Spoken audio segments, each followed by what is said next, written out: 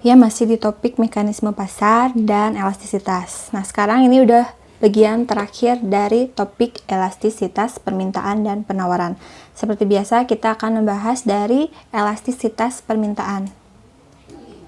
Nah, elastisitas permintaan adalah pengaruh perubahan harga terhadap besar kecilnya jumlah barang yang diminta. Jadi, seberapa besar pengaruh dari harga terhadap jumlah barang yang diminta atau tingkat kepekaannya. Nah, elastisitas harga dapat kita lambangkan dengan ED. Itu adalah perubahan dalam permintaan sebagai akibat dari perubahan harga. Selanjutnya ada elastisitas silang atau EC, adalah perubahan dalam permintaan sebagai akibat dari perubahan harga barang lain. Bisa barang substitusi ataupun barang komplementer. Elastisitas pendapatan adalah perubahan dalam permintaan sebagai akibat dari perubahan pendapatan. Nah, besar kecilnya perubahan tersebut dinyatakan dengan koefisien elastisitas atau dilambangkan dengan E, di mana ada dua rumus, yaitu delta Q dibagi delta P dikali P per Q, atau koefisien elastisitas sama dengan delta Q, persen dari delta Q dibagi persen dari delta P. Nah, di mana delta Q merupakan perubahan jumlah permintaan, delta P merupakan perubahan harga barang, P adalah harga mula-mula atau harga pertama, dan Q adalah harga mula-mula atau harga pertama. Atau delta Q sama ya, ini presentasi dari perubahan jumlah permintaan dan presentasi dari perubahan harga barang. Nah, macam-macam elastisitas permintaan dan penawaran sama ya. Ada permintaan atau penawaran elastis, di mana koefisien elastisnya itu lebih dari 1. Yang masuk dalam kategori elastis itu adalah barang-barang yang bersifat mewah. Sedangkan permintaan atau penawaran inelastis adalah yang memiliki koefisien elastisitas kurang dari 1. Biasanya itu adalah kebutuhan yang bersifat primer atau pokok. Nomor 3 adalah permintaan uniter atau permintaan yang koefisiennya itu sama dengan 1, adalah barang-barang yang bersifat sekunder. Yang keempat, permintaan dan penawaran yang bersifat elastis sempurna, di mana koefisien elastisnya itu sama dengan tidak terhingga, yaitu kebutuhan dunia seperti kebutuhan akan gandum. Dan yang kelima, permintaan inelastis sempurna atau elastisitasnya sama dengan 0, seperti kebutuhan akan tanah, air, dan sebagainya. Nah, kita langsung ke contoh soalnya. Pada saat harga 400, jumlah barang yang diminta 30 unit, kemudian harga turun menjadi 360, jumlah barang yang diminta 60 unit. Hitunglah besar koefisien elastisnya. Jadi ada dua rumus ya. Mencari ED.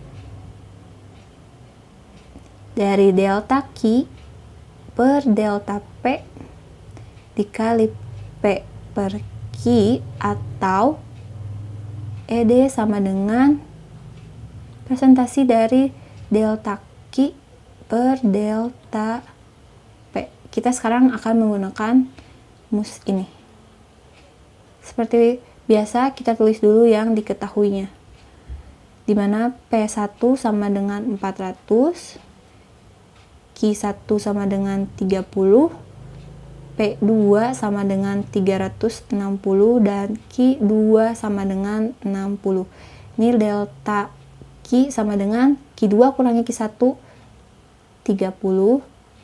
Dan delta P adalah P2 kurangi P1 sama dengan 40.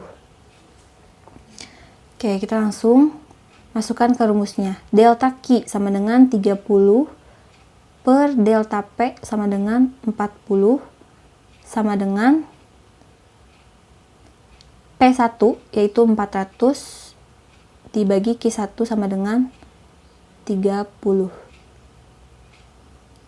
Ini pertama 400 dibagi 40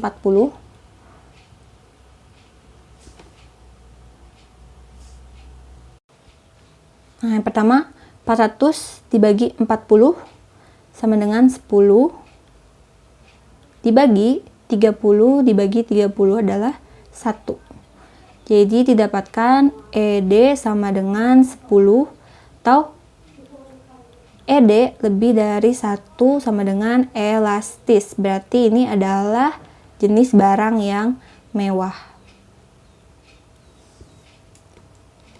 Nah, selanjutnya apa saja faktor yang mempengaruhi elastisitas permintaan? Yang pertama, intensitas kebutuhan atau seberapa penting kebutuhan tersebut. Nih, misalnya untuk kebutuhan primer atau kebutuhan pokok, ini biasanya bersifat inelastis atau tidak terlalu dipengaruhi oleh harga. Jadi walaupun harganya naik, permintaan terhadap kebutuhan primer itu tetap akan sama karena ini adalah kebutuhan yang menunjang kehidupan sehari-hari manusia. Sedangkan untuk kebutuhan sekunder itu bersifat elastis, jadi dipengaruhi oleh harga. Nah, contoh dari kebutuhan primer adalah kebutuhan terhadap makanan, minuman, dan sebagainya. Sedangkan kebutuhan sekunder adalah kebutuhan yang melengkapi kebutuhan primer, seperti kebutuhan akan handphone dan sebagainya. Nah, ketersediaan barang substitusi atau barang pengganti.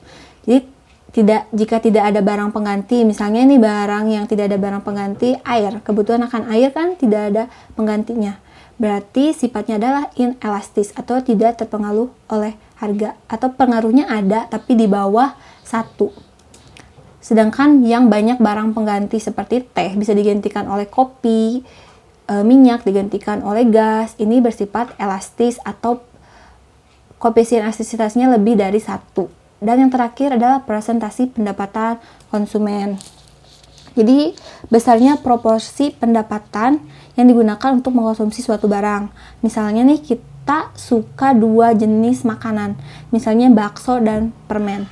Saat harga bakso naik, maka kita akan mengurangi jumlah bakso yang dimakan. Tapi saat jumlah permen naik, kita akan tetap mengkonsumsi permen tersebut karena tidak terlalu menggunakan pendapatan kita. Jadi proporsi pendapatan yang digunakan untuk mengkonsumsi barang tersebut.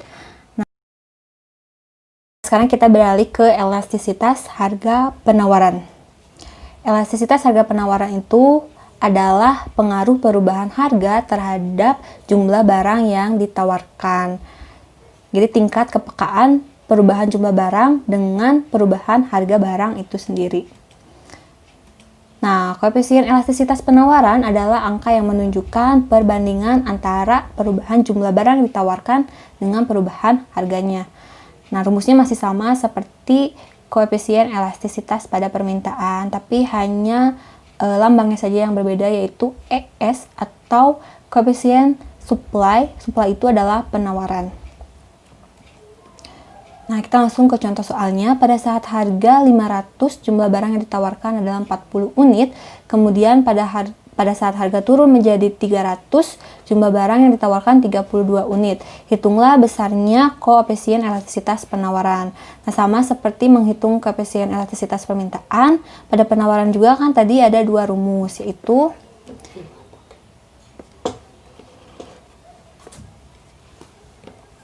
kita tulis dulu rumusnya.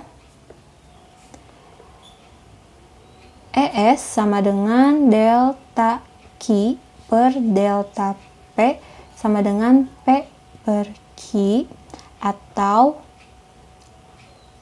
S sama dengan persentase dari delta Q per delta persentase dari delta P.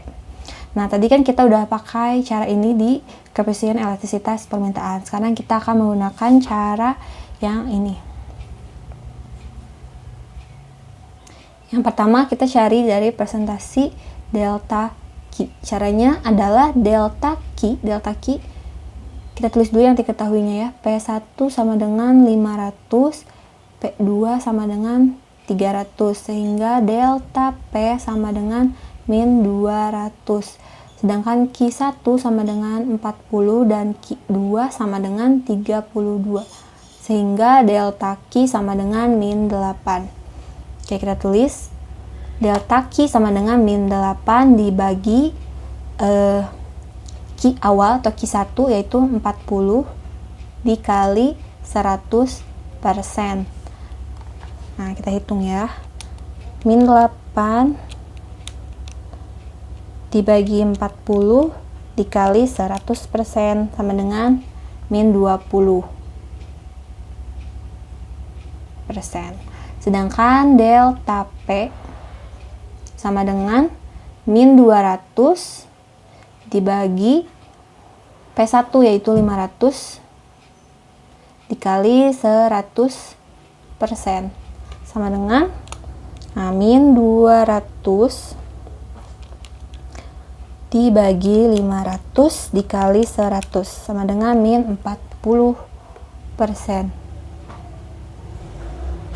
Sehingga delta Q per delta P sama dengan min 20 per min 40 sama dengan 0,5% atau kurang dari 1, yaitu inelastis.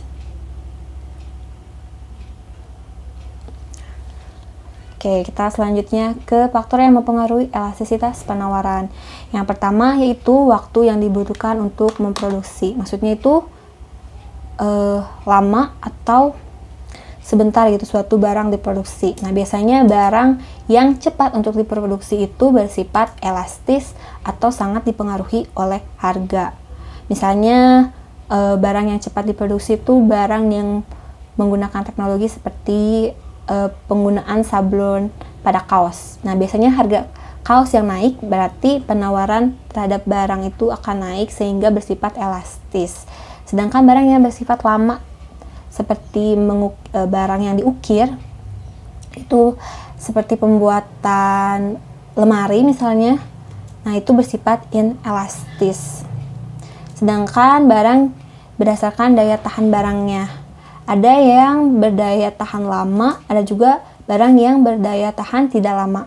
Nah, barang yang berdaya tahan lama seperti barang-barang yang instan seperti mie instan atau barang-barang yang non konsumsi seperti misalnya tidak tahan lama seperti sayuran, itu biasanya tidak dipengaruhi oleh harga atau inelastis.